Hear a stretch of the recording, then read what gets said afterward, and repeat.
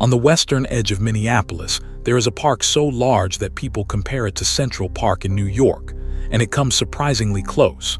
Inside, it hides the oldest public wildflower garden in the United States, a 5-acre bog where the ground literally trembles under your boots and hills piled up by a glacier. You cannot see this place properly from a car or even from a bike. So this evening we are doing it the old way. We are walking.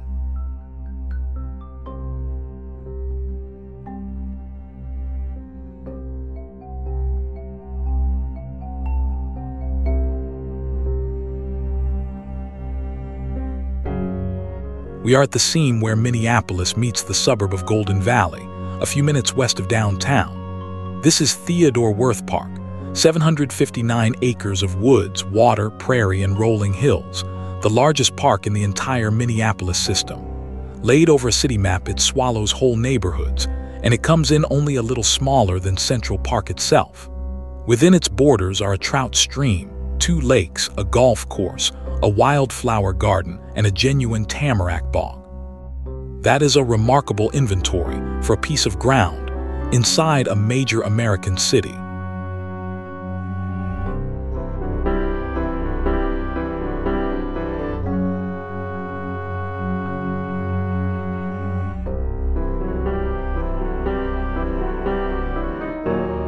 A bicycle carries you along this park's parkways, but the parkways are only the frame of the picture. The real park lives in between, on footpaths that duck under the canopy and drop into hollows no road ever reaches. Walking pace is the speed this landscape was designed for, slow enough to notice a flower, a bird call, a change in the ground underfoot. Tonight's route threads the woods on the Minneapolis side, in the long golden hour of an August evening. The city noise falls away within the first 100 steps.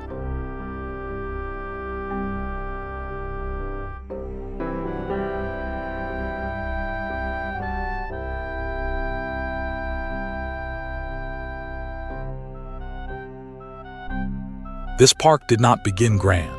It began in 1889 as 64 acres, and in 1890 it was given the name Glenwood Park. Then it grew the way the young city grew, in leaps. In 1908 alone, it was enlarged by 500 acres, stretching northwest into Golden Valley and taking in a lake. Piece by piece through the following decades, it reached its present size, and in 1938 the park board gave it a new name, to honor one man above all.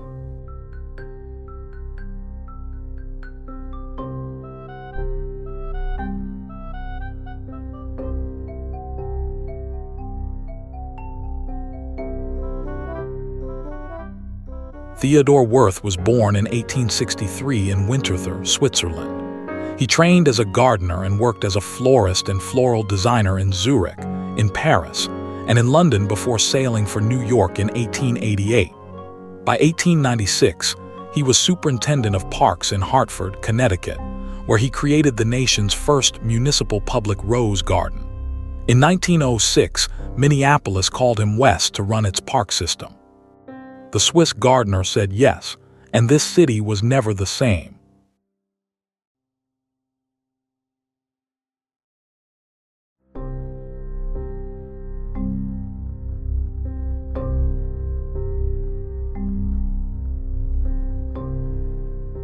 The light this evening is doing what August light does best in Minnesota, coming in low and warm through the leaves, laying long stripes of gold across the trail.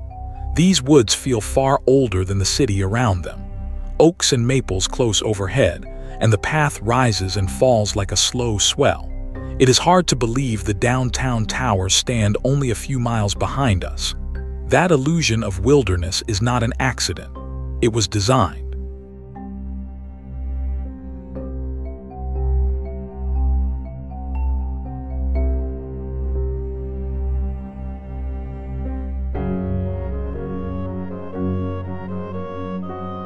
Wirth ran the Minneapolis parks from 1906 to 1935, and he ran them with a doctrine. Every child, he said, should have a playground within a quarter-mile of home, and every family a recreation center within half a mile. By the time his acquisitions were done, there was a park within 6 blocks of virtually every resident of Minneapolis. On his watch, the system nearly tripled, from under 1,800 acres to more than 5,000. By 1928, the parks of Minneapolis were rated the finest in the nation. Much of that reputation stands on the ground we are walking right now.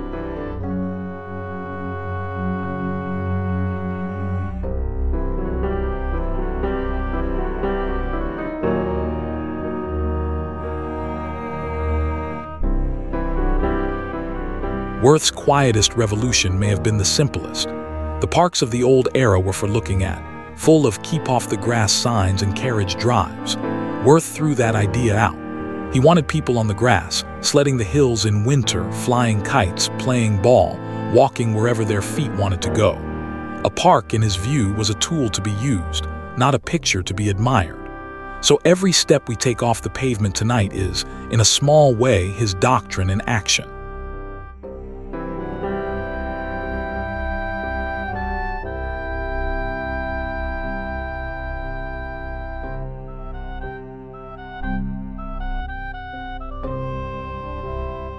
Now look past the trees to the shape of the land itself, because this terrain is a leftover from the Ice Age. When the last great ice sheet melted back from Minnesota roughly 10,000 years ago, it dumped its cargo of sand, gravel, and boulders in heaps, and left stranded blocks of ice buried in the rubble. The heaps became these rolling hills. The buried ice melted into round hollows, and the deepest hollows filled with water. Nearly every rise and dip in this park is glacial handiwork, unchanged in outline since the mammoths left.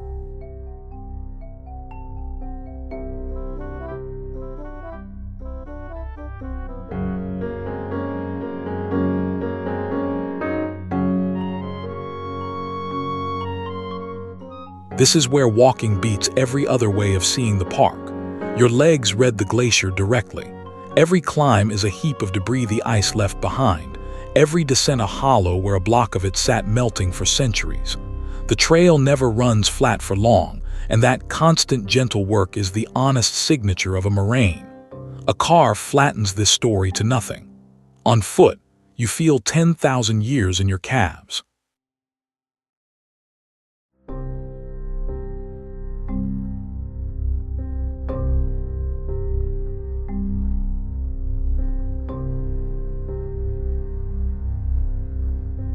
Through the trees comes the flash of open water. This is Wirth Lake, which came into the park in that great expansion of 1908, back when locals knew it as Keegan's Lake. Like the park around it, it was later renamed for the superintendent. It is a glacial kettle at heart, a hollow left by melting ice, now ringed with swimming beach, fishing dock, and quiet coves.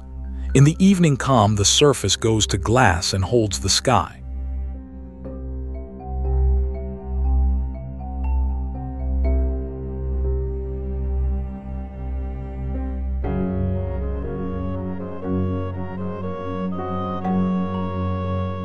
Threading the low ground of the park runs Bassett Creek, a small stream with a settler's name, remembered from the earliest years of Minneapolis.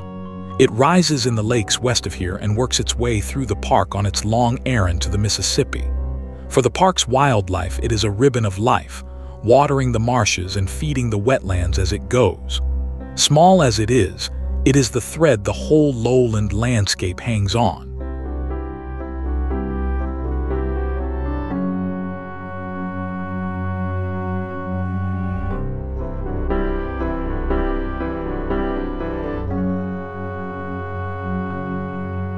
This park is also one link in something much larger. Minneapolis is wrapped in a ring of connected parkways called the Grand Rounds, a green necklace of roads, trails, lakes, and river that circles the entire city. The first parkway through this park was laid out in 1890 as an early link in that chain, and the winding road you see today was built in 1910 to Wirth's own design. Through this park, the Grand Rounds connects the famous chain of lakes to the south with the Memorial Parkway to the north. You could travel the whole loop and never really leave a park.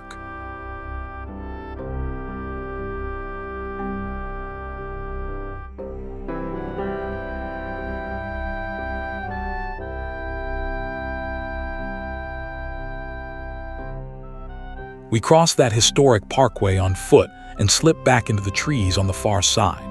Cyclists and slow cars drift past on Wirth's 1910 alignment, still winding exactly where he drew it. It is a rare thing to walk across a designed landscape more than a century old and find it still doing precisely its job.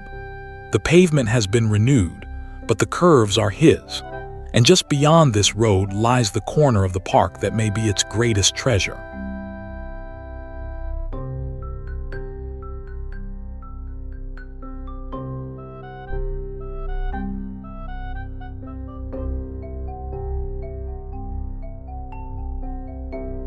In the early spring of 1907, a group of Minneapolis schoolteachers petitioned the park board for something no American city had tried: a public garden made not of roses and bedding plants, but of wild native flowers.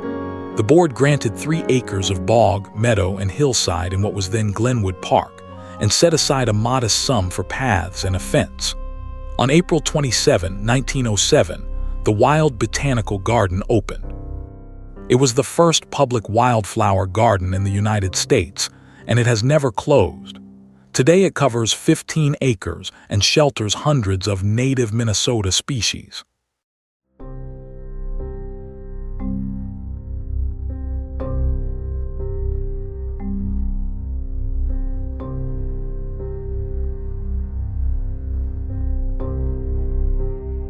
The teacher who led that petition was Eloise Butler.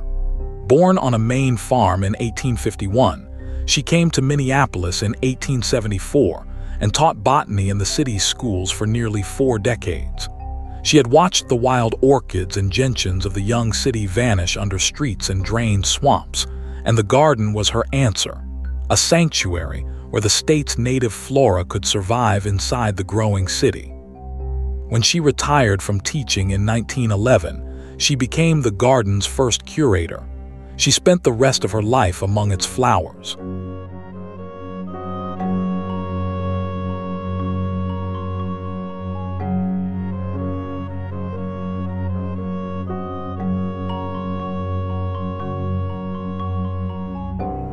The garden itself keeps gentler hours than the park, and its gates close ahead of the summer dusk, but the woods around it belong to every walker. These slopes carry the same richness that drew the teachers here in 1907: layered wildflowers in spring, deep fern shade in August, warblers moving through the canopy in waves. Notice that this corner of the park is for feet only. No bicycle has ever rolled the garden's paths. Some places simply insist on being walked.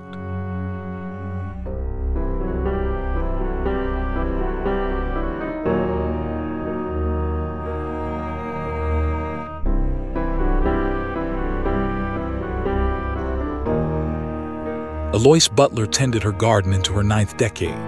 On a rainy April morning in 1933, on her way to the garden as always, her heart gave out. She was 81. The following Arbor Day, her ashes were scattered among the flowers she had planted, and a pin oak was set in her honor. The park board gave the garden her name, and it carries it still. It is hard to think of a finer memorial, a garden that outlives its gardener and simply keeps blooming.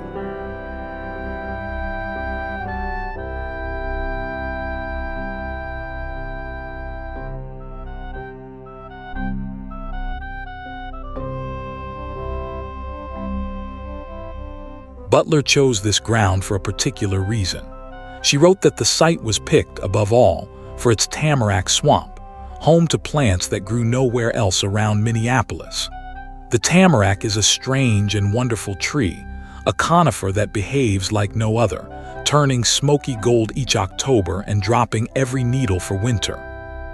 Great windstorms in 1925 and a sawfly plague later destroyed most of the garden's old tamaracks, and new ones were carried in as seedlings from a wilder corner of this park. That wilder corner is where we are headed next.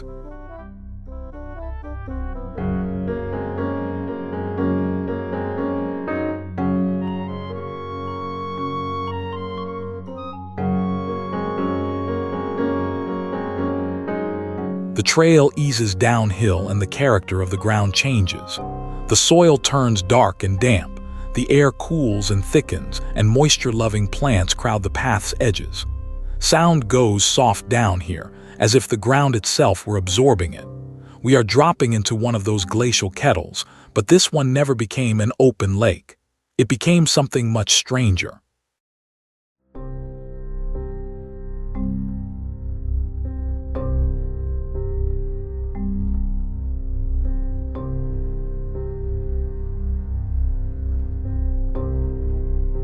Hidden on the west side of the Parkway lies the Quaking Bog, 5 acres of acid water, sphagnum moss, and mature tamaracks, one of the last true bogs left in the Twin Cities. It works like this. Over centuries, a floating mat of living moss has grown out across the old kettle pond, thick enough to carry trees, yet never anchored to the bottom. It is a landscape resting on water. Step onto the boardwalk and the surface answers, the ground swaying gently with your weight, trees and all. That trembling is what gives the bog its name.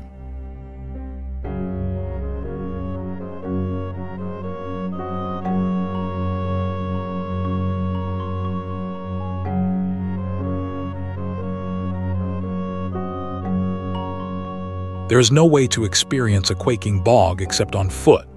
No vehicle can tell you what it feels like when solid earth turns out to be a raft. Each footfall sends a slow ripple through the moss, and the tamaracks tremble faintly in reply. Between the hummocks, the water shows black and still, stained by centuries of peat.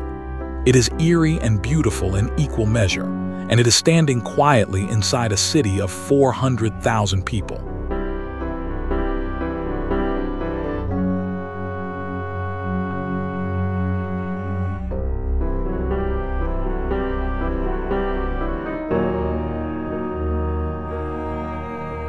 A bog is a hard place to make a living. The sphagnum moss acidifies the water around it and locks away the nutrients, so only specialists survive here. The moss itself holds many times its weight in water, building peat beneath itself year by patient year. Plants of the far north hang on in this cold, sour pocket, far south of their usual range, as if a piece of Canada had been folded into Minneapolis. That is the bog's secret. It is not just a wetland. It is a refugee camp from the Ice Age.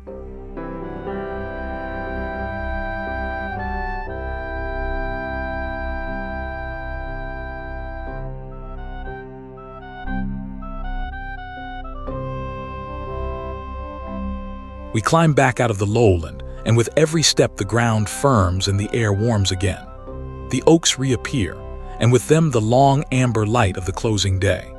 One of the pleasures of this park is how quickly its worlds change, bog to oak wood to open grass inside a mile of walking.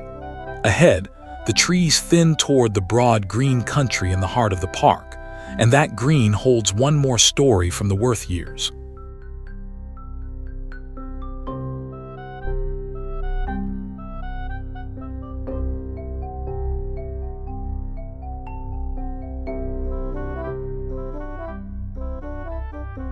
In 1916, on the meadows of what was then still Glenwood Park, Minneapolis opened its first public golf course, 9 holes with clay tees and sand greens. Wirth, ever practical, recommended charging $0.25 to play. The park board overruled him and made that first season free, and the crowds exceeded every expectation. Within 3 years, the course had grown to 18 holes, rolling over the same glacial hills we crossed this evening. Golf on a moraine, it turns out, comes with its hazards built in by the ice.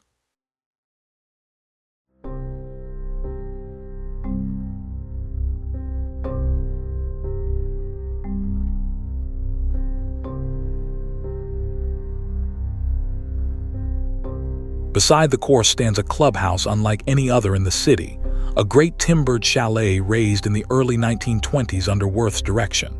The style is pure Switzerland, deep eaves, heavy beams, balconies made for mountain snow, a homesick echo of Winterthur set down on the edge of the prairie.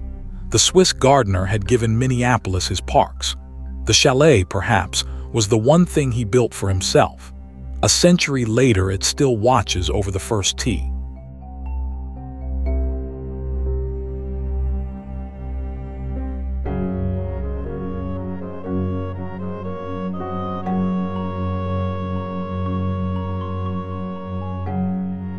Out in the open ground, the evening reaches its best hour.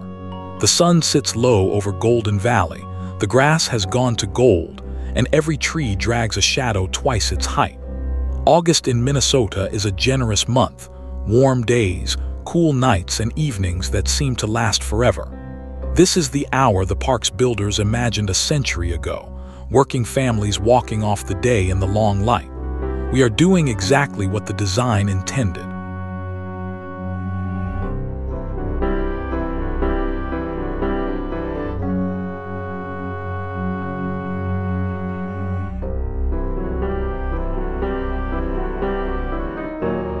Dusk is when the park's other residents come out. White-tailed deer step from the wood edges to graze the clearings. Wild turkeys file toward their roost trees, and the first owls tune up back in the oaks. Down along the creek, herons stand their last watch of the day. A park this size, stitched to the whole Grand Rounds corridor, is a genuine wildlife refuge, and the animals treated as one. Walk quietly at this hour and the park will show you far more than it shows the afternoon crowds.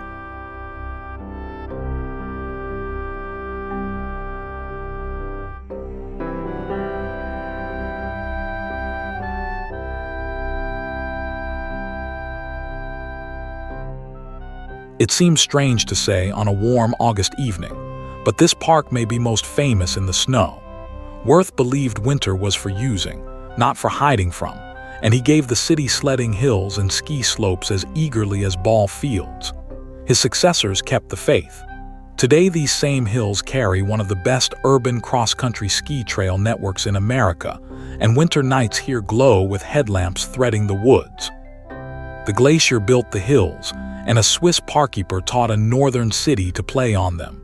That is a partnership with a sense of humor.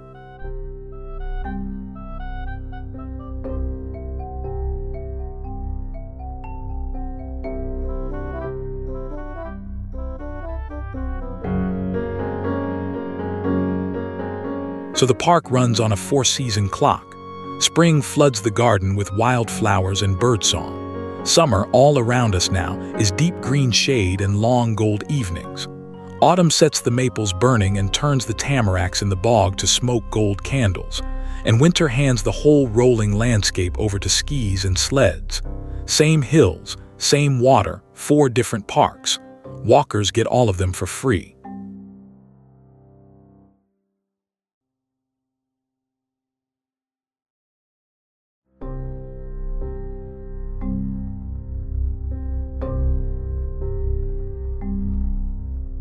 Every so often the trees part, and there it is, the Minneapolis skyline standing in the evening haze beyond the park's shoulder.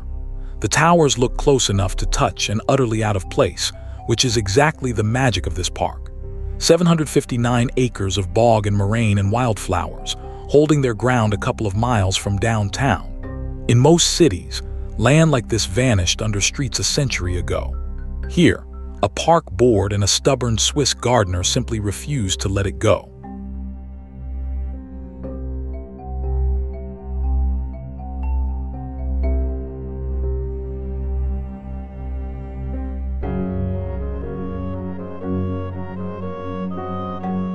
The light is going now, sliding from gold to blue, and the woods are closing up for the night. The trail turns back toward the trailhead almost of its own accord. An evening was never going to be enough for this park, and it does not need to be. The whole point of a park within 6 blocks of home is that you can come back tomorrow. Wirth built it for repeat visits, an eighth of a lifetime of evenings like this one.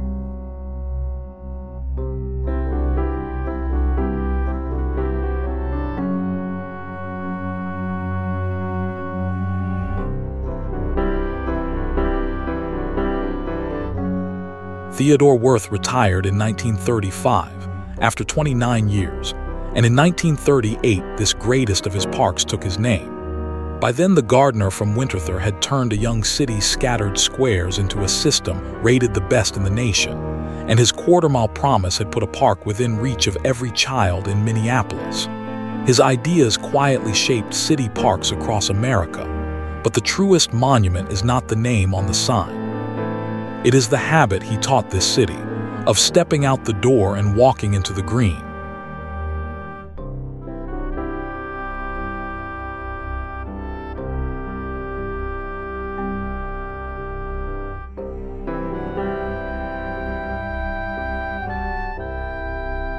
Theodore Wirth Park holds an astonishing amount of world inside one city boundary: a glacier's hills, a floating bog, America's oldest wildflower garden, and the long shadow of a Swiss gardener who believed parks belonged to everyone.